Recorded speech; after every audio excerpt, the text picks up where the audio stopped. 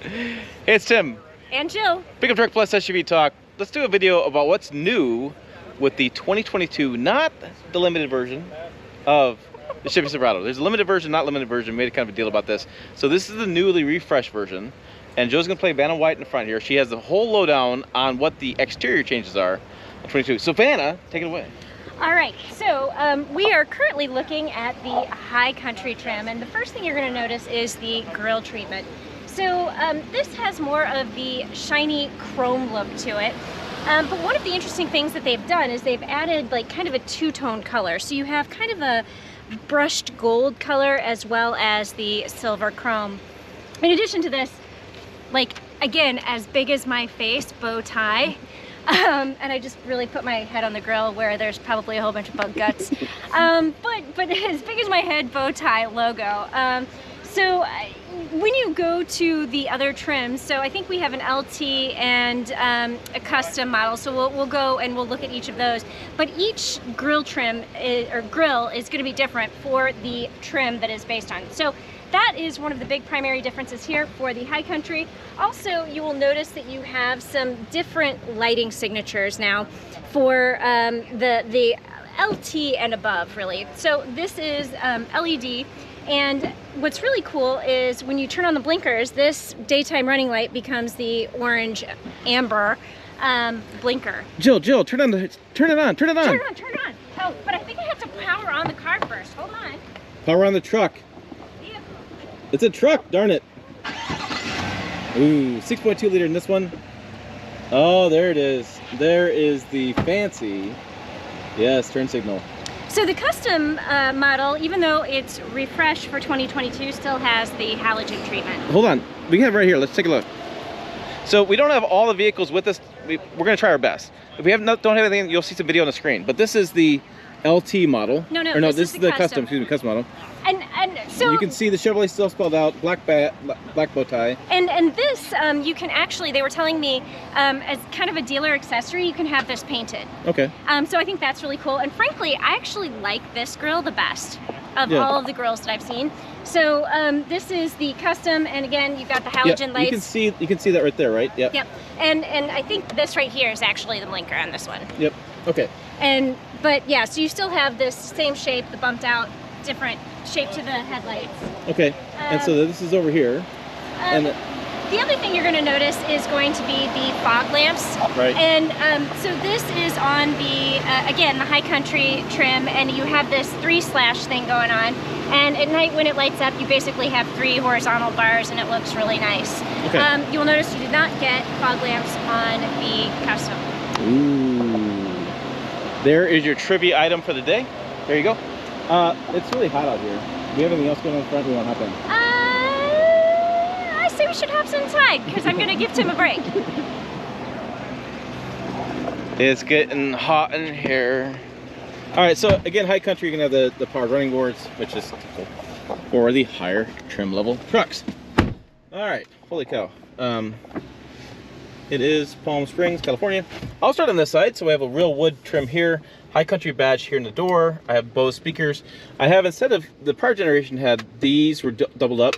So I had like this fake looking hard plasticky glove box. Now we have, voila, which is a little cubby for stuff. And so wood there, soft touch there, but oh, voila! That is the biggest news, the biggest change. If you recall, on the prior generations, had a really small, like 8-inch screen, wasn't very useful, wasn't very interesting to see at all. And in this truck, we have an Android Auto-based system. Android, Google operating system is basically the end of that story. I was just with Jordan, with 2 guys in traffic, really techie. It's Android Automotive, which is different than Android Auto. Yes, so, but one of the cool things is, so I don't know if you can see the, it's not lit up, but if you pair your phone, whether it's an Android or an Apple phone, so you have Apple CarPlay and Android Auto. So this is a Google operating system that is different from Android Auto. So you can have the Google operating system as well as pair your phone and use Android Auto. And I will say that there are some systems out there, Volvo to name one, that will not allow you to use Android Auto with the Google operating system. So This system is new, so you've got Google Assistant, you've got the Google Play Store to download some apps, and then you have your Google Maps, which is pretty cool, and you've got the screen here that swipes and moves, and it's really reactive, so it's not laggy at all, and you'll see here you have real-time traffic. So, right. And so I'm going to zoom in a little bit here. Sometimes you'll see a refresh rate. That's from the camera, this camera doing the screen. So there's nothing weird with the screen, just the way the camera's catching it. So if I zoom in, sometimes it's a little bit clearer. But what I wanted to look at was, I want to look at a couple things. I'm sorry to take over a little bit, but we have a home button, which is awesome. There's a home button there as well. But the biggest thing I thought was the cameras, and that you can actually see them now. They're big on the screen. The other system was like this big. Couldn't see them, so now you have bird's eye view. We did not park this vehicle, and we have bird's eye view, and we not our fault. We have different camera views, which you actually can see, which makes a big difference in these full-size trucks. Yes, they've gotten a little bit taller, but with the cameras and these parking sensors, really easier to drive. The dynamic guides. That's always a favorite feature of mine, especially when I'm trying to back into my Chicago garage. Yeah, yeah. So that's fantastic. But the thing that's interesting is you have screens over here. They can just kind of go up and down for the connect trailer, that kind of stuff, hot screens, and you have the camera or the clock. I love the clock, but it is very fast. It's very fast, flip through stuff pretty easily, and so big fan of that. But there's another big fan of something sort of over here, and I'm gonna have Jill grab the camera. Okay, so before we leave this right here, I do want to point out this is 13.4 inch screen. This is standard starting at the LT trim. So 13.4 inches, you get this big, beautiful screen. Below that, you're still going to have the little 8-inch dinky thing. All right, so then behind the wheel here, trying to get out of the sun glare, you have a 12.3 inch digital cluster, and let's see. There's different drive modes, which I've learned over here. Not modes, but you can go over here and you can select like classic. Well, display layouts, not drive modes. Yeah, so those are the different. So or progressive, or digital, or the clean. So it's kind of cool. And then when you were talking about earlier, we were talking about these. In between the speedometer and tachometer, you can change that setting as well. Yeah, so like if you like scroll over and you can change your left side info, right side info, and the lower gauges. So you can really, I actually really like how you can customize this. It's funny, I had a vehicle the other day that had the map behind the gauges, and my husband hated it. He was like, can I take that out? Can I remove that? And you can. Because digital display, you can do all of those things. So I love that it's nice and bright, and unfortunately because of the sun glare, it's probably not giving a super good view, but you don't see the glare while you are driving. So I would like to say that, and it does have like a little bit of a hood that pops over it so that you don't get the glare there, but it's very bright. I would say do you think this is OLED? I didn't see it in the press release about being OLED, but it definitely has that crispness to it. It has that black back. You know, that's the thing. Like the Cadillac OLED, you have a really nice dark black, and it really does stand out in that aspect of it. But I don't know. Honestly, it just looks really good. All right, real quick, let's throw this one in there because it just pulled up. This is an LT model, so we have the Google operating system here, right? The screen, but we have a bench seat, so you can get the bench seat with bigger screen. But let's talk about up front on the grill because that's different too. Yeah. So, also notice no fog lamps. Yep. But you do still have the venting, and then you have the turn signal, the big grill, and again, the size of your head. Size of my head. But what you have is some black lacquer accents, those shiny bits, with this chrome bar in the center. I think this looks really good, but my favorite actually is still the custom. Yeah, but I do like the fact that they kept the chrome with the chrome, and they finished it off. It doesn't like the new styling these days. A lot of these trucks, just everything falls off the black, and I just like what's going on with that. So that's your big difference there. Yeah, but to reiterate, each trim of the Silverado gets its own grille, so that's going to be the big identifier. And we only have the LT, the High Country, and the Custom to look at today, but each trim gets its own grille, and that will be the identifying thing for 2022. Yep. Speed limit is 70. Yeah. And I have it set at 75, just so that we can overtake somebody. It says looking for an opening, auto lane change, changing lanes. So it turned on the blinker and changed lanes without me doing anything, because the truck that we're passing now is going much slower than we are. So it should change us back here in a minute. It seems like the system I use in Michigan would say, hey, we're gonna switch you back.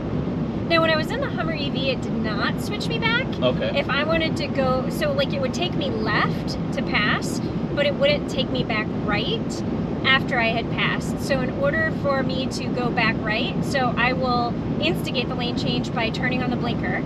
So it's looking for an opening, then it says auto lane change, changing lanes. So I don't have my hands on the steering wheel, it changed the lane. Now it's telling me that it's complete, and then I have to turn off the blinker because I turned it on. Okay, and then you have the green light, Yes. which is right there. Yes. And then you hit cruise, and then, as I recall, you don't do anything else. You just hit cruise, and the green light turns on. Well, so what happens is, so you have to have your cruise control active, like, or ready to go. Right. And then you'll notice behind the wheel here, and actually it also shows up in the head-up display, there's a little steering wheel. And right now it's green because the cruise, Super Cruise is active.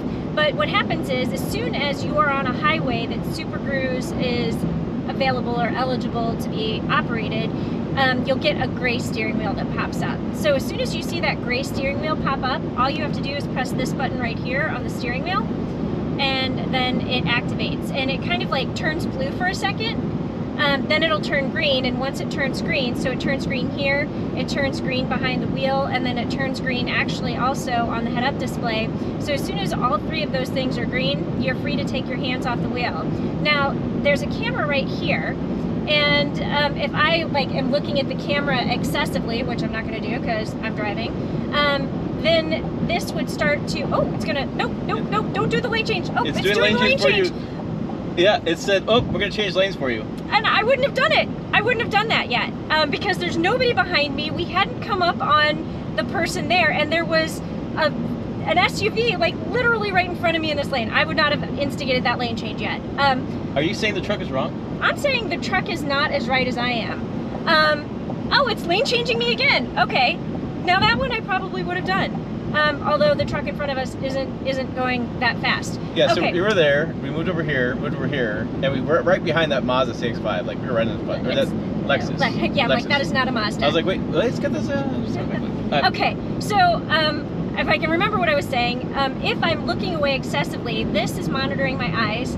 This will turn blue saying, hey, by the way, pay attention. And if I'm still like texting, not looking at the camera, doing something different, then what will happen is this will turn red, the seat will vibrate, and then it just turns off.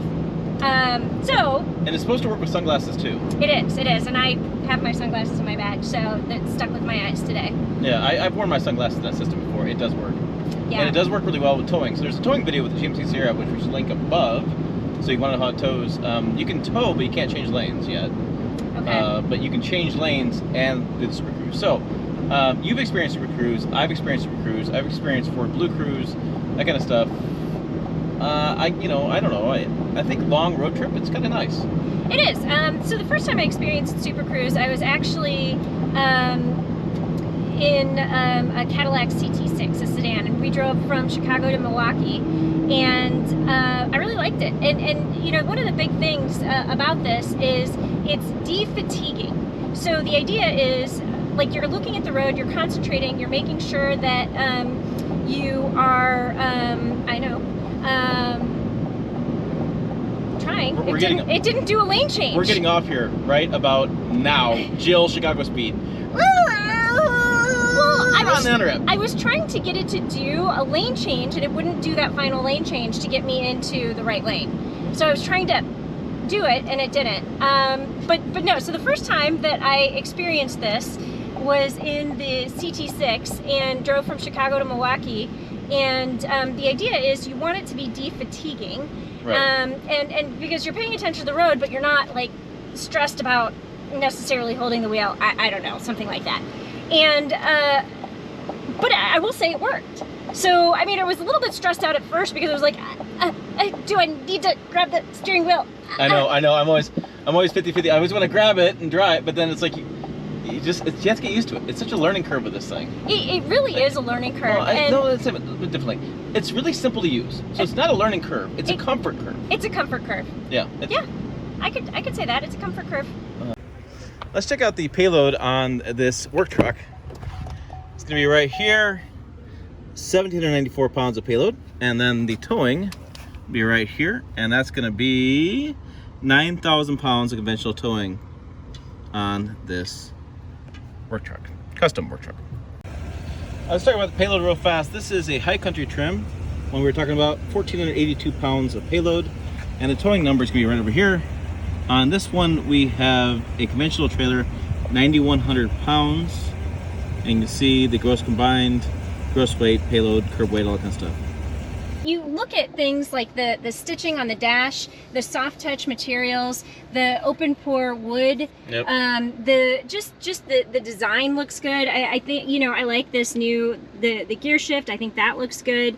And I don't know. I think this looks like it should be a high country. I feel like we got into a high country model at the Chicago Auto Show, and I was like, eh. Yeah, the prior high country was not very good. So what do you got? What's new? You have what's new exterior. You have the big news, the interior, right? The interior dash. We have the new 2.7 liter turbo, has more power. I think the 3-liter diesel has got better towing, if I recall the press release correctly. We can adjust that later. And so those are your big differences. Now, there's also one other difference, which is the new ZR2 model that's available for this model year, which we'll do a separate video on that, link to that when we have those driving impressions, because we're going to do that off-roading. We don't make a 35-minute, 45-minute video. It's not going to be that big. But one of the things that we always have to talk about Chevy is the seats. So, as you know, my butt and Jill's butt are a little tender, but we do have some cool new piping here. And I love the way the sheets are done. I love the perforation. The bolstering, it doesn't feel like it's any better. Or different. Or different. And by the way, it is not different. They said that the seats are carryover from the previous year. While you do have some like seating material differences, and you'll notice this again, high country model, you've got some attractive bezels here and some stitching and the ventilated part. Or the perforation, I guess I should say, but these are ventilated seats.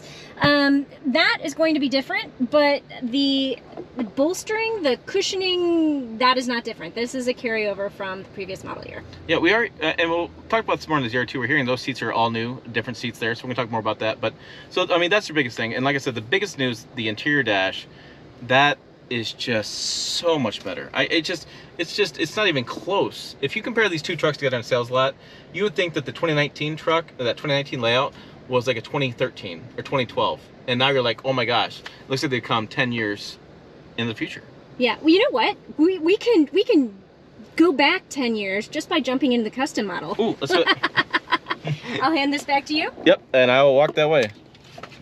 Gonna walk this way. I'm gonna put my sunglasses on because it's hella bright. All right, so let's go back to this one, and you can see the differences.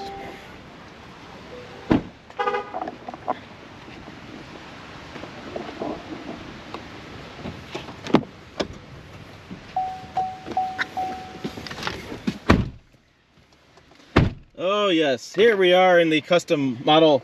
We have the bench seat, which is an option in work trucks, right? And so this seat actually pulls up and you have the full bench seat. That's the difference there. Da-da-da-da. But this is the screen. Look how gigantic that screen is. Oh, it's huge. It's huge. it's huge. huge. Wait. Let me show you how huge it is. It's the size of my iPhone 11, which is not a Pro. Or it's a Pro, but not a Max. And so this is what I talked about that glove box before, right? So this was the covering before, which just looked chintzy and wasn't very attractive. This over here, that's your dash, right? Just not anything near what we saw in the truck. Analog gauges, not a digital display. And we have we have a column shifter because we do have the work truck. So I'll turn it on, and you can see, I mean, you do have a little bit of a digital display in the center. But it's not going to be 4-color graphic. Yeah, and then this is not the Google operating system, I don't think. No, I don't know what it is. But yeah, this is going to be the old operating system. But you can have Apple CarPlay and Android Auto. But yeah, I mean, if you didn't believe us that there was a difference between, you know, the 2022 and the, you know, previous generation, and this is a 2022 model, it just doesn't get the interior refresh. I mean, I think this is a massive change. This is massive. Massive. Yeah. Massive. Yeah, no, I absolutely agree. Absolutely agree. So there you go. There's the changes we talked about. 2022 Silverado. This trim, you can get, you actually get this old look in the limited model of that high country and stuff, but trust me, just buy the newer one. Get the new interior, it's so much better. Work truck doesn't get the love, but they should, because that new interior is fantastic. Yeah, I think so. Hey, for more, check the video over here, website down below. As always, thanks for watching. We will see you down the road.